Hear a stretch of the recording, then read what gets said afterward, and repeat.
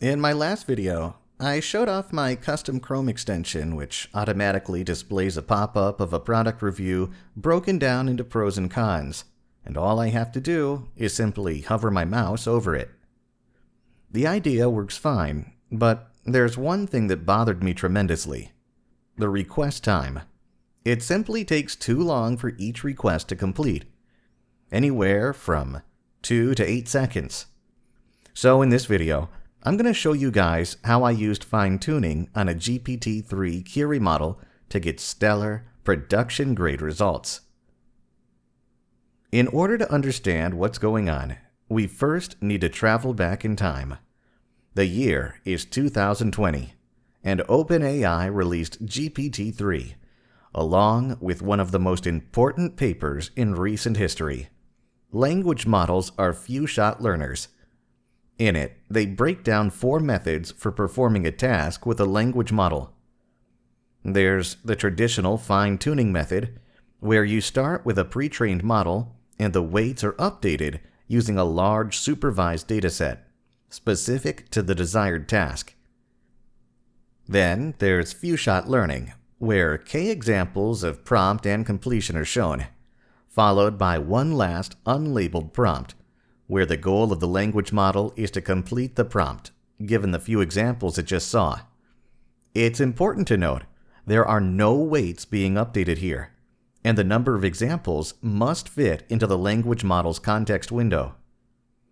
There's also one-shot learning, which is the same as few-shot, except only one completed example task is shown. Finally, there's zero-shot learning. This is when no examples are shown, and instead, a natural language instruction is given, describing the task. Does that sound familiar? In my previous video, I used zero-shot learning to describe the task to the language model. So, comparing zero-shot and fine-tuning, zero-shot is much more convenient because you don't need to come up with training data, but it typically doesn't perform the task as well, and you have to include the instructions with each request. These additional tokens can add up over time. Fine-tuning does result in a new model with updated weights. The downside is that you need to provide at least a few hundred training examples. Once trained, however, you do not need to include instructions in your prompt. Fine-tuning an OpenAI model requires a JSON-L file as input.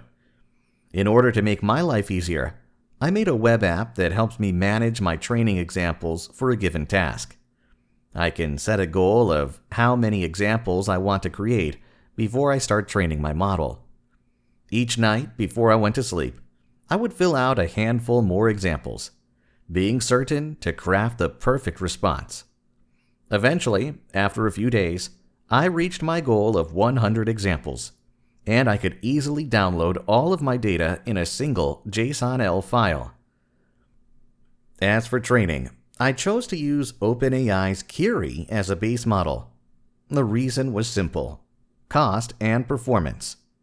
Despite Curie being a smaller language model, it's still extremely capable. Curie is also 10 times cheaper than their larger model DaVinci. I used OpenAI's CLI to perform the training. I submitted my JSON-L file, which I created from the previous step. In all, training took around 10 minutes and cost around $7. Now it was time to test out my custom fine-tuned model. When I call OpenAI's API, I tell it to use my new custom model that I just fine-tuned, instead of ChatGPT 3.5 Turbo. Wow, look at how fast the responses are.